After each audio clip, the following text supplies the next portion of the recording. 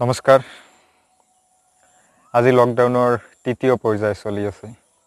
এটা আমি দুটা পৰ্যায় পাৰ কৰি দিলোঁ। চাওঁতে কিমান দিন ঘৰতে কটাই দিলোঁ ক'ব নোৱাৰোঁ।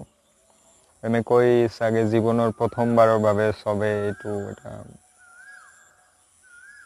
সময় পাৰ কৰিলে চাগে। ইয়াৰ আগতে কোনেও হয়তো এনেকৈ ঘৰত আবদ্ধ হৈ থকা নাছিল। এয়াও আমাৰ জীৱনৰ কাৰণে এক ডাঙৰ অভিজ্ঞতা। তো সেইটো হ'লেও যেহেতু পৰিস্থিতি সিমান ভাল নহয়। কৰোনা যি ভাইৰাছ, বহুত ভয়াৱহ ভাইৰাছ। যদিহে আমি প্ৰতিষেধক ওলাব নোৱাৰোঁ, আমাৰ হয়তো এনেকৈ আৰু বহুত সময় পাৰ কৰি দিব লাগিব। আমি ইজনে আনজনৰ পৰা দূৰত্ব বজাই ৰাখিব লাগিব। এইটো হয়তো আমাৰ জীৱনৰ অংগস্বৰূপ হৈ পৰিব, যেতিয়ালৈকে আমাৰ এই কৰোনা মহামাৰীৰ কোনো প্ৰতিষেধক নোলায়। কিন্তু কি কৰিব আৰু, আমাৰ জীৱন যুঁজত আমি এনেকৈ যুঁজি যাবই লাগিব। দুখে হওক সুখে হওক আমি সকলোকে স্বীকাৰ কৰি যাব লাগিব। তো ধৰি লওক এইখিনি সময়ত আমাৰ কাৰণে কৰোনা মহামাৰী আমাৰ লগত যুঁজি আছে আৰু আমিও কৰোনা মহামাৰীৰ লগত যুঁজি যাব লাগিব। কৰোনা মহামাৰীয়ে আমাক হেৰুৱাব নোৱাৰে, আমি হাৰি যাব নোৱাৰোঁ। আমি জয়ী হ'বই লাগিব এই যুঁজখনত। আমি সকলোৱে মনোবল বঢ়াব লাগিব। আমি চৰকাৰৰ প্ৰতিটো নীতি নিৰ্দেশনাক আমি সঁহাৰি জনাব লাগিব। আমাৰ এই মানৱ সমাজ, আমাৰ এই দেশ, আমাৰ এই ৰাজ্যক বচোৱাৰ বাবে আমি চৰকাৰৰ প্ৰতিটো নিৰ্দেশে আখৰে আখৰে পালন কৰাটো অতিকৈ প্ৰয়োজনীয়। যি হওক, এইখিনি আমি চবে নিশ্চয় পালন কৰিম। কিন্তু মই আজি এই বিশেষ ভিডিঅ'টো লৈ আহিছোঁ কাৰণ মই ইয়াত এখন কবিতা লৈ আহিছোঁ।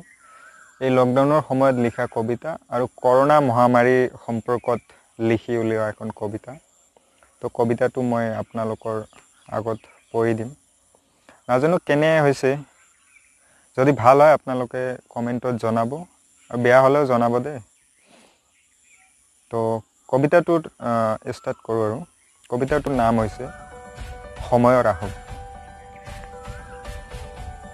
পৃথিৱী আজি নিস্তব্ধ, পৃথিৱী আজি অন্ধকাৰচ্ছন্ন।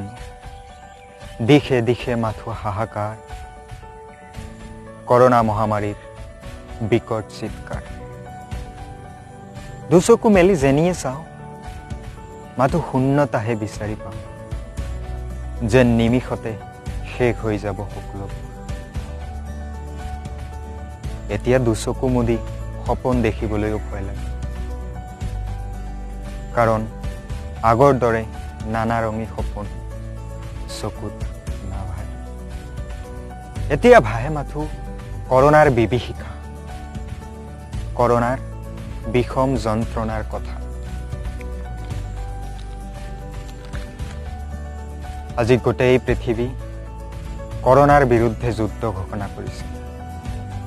শেষ বিন্দু শক্তিৰে যুঁজিছে, মনে প্ৰাণে যুঁজিছে, আৰু হয়তো শেষ ৰণলৈ যুঁজি যাব। ধন্যবাদ সেই সকল যুঁজাৰু ডাক্তৰলৈ, যি নিজে মৃত্যুৰ দুৱাৰ দলিত থাকিও হাঁহি হাঁহি যুঁজি গৈছে। ধন্যবাদ সেই সকল যুঁজাৰু পুলিচলৈ, যি নিজে চক্ৰবেহুৰ মাজত অথচ আমি শান্তিত থকাৰ কথা ভাবিছে। ধন্যবাদ এই কৰোনা বিজয়ী ৰণৰ সকল ৰথী মহাৰথী। এতিয়া আমিও যুঁজিব মহামাৰী কৰোনাৰ বিৰুদ্ধে, নিঃশব্দে নীৰৱে। আমাৰ শেষ অস্ত্ৰৰে সামাজিক দূৰত্ব, মাস্ক পৰিধানৰ মন্ত্ৰৰে। শুনিছোঁ এনেকি কৰোনাৰ মৃত্যুবাণসমূহ, সে আহক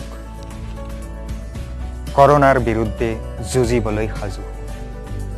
সামাজিক দূৰত্ব, মাস্ক পৰিধান, ঘনে ঘনে হাত পৰিষ্কৰণ, এই মহামন্ত্ৰৰে লওঁ আজি শৰণ। এয়া মাথো মোৰ প্ৰাৰ্থনা নহয়, গোটেই বিশ্বৰ আহ্বান, মানৱ জাতি ৰক্ষা, বাস্তৱ শ্লোগান। ধন্যবাদ। মোৰ এই কৰোণাৰ ওপৰত লিখা এই কবিতাটো আপোনালোকে কেনে পালে মোক কমেণ্টত জনাব।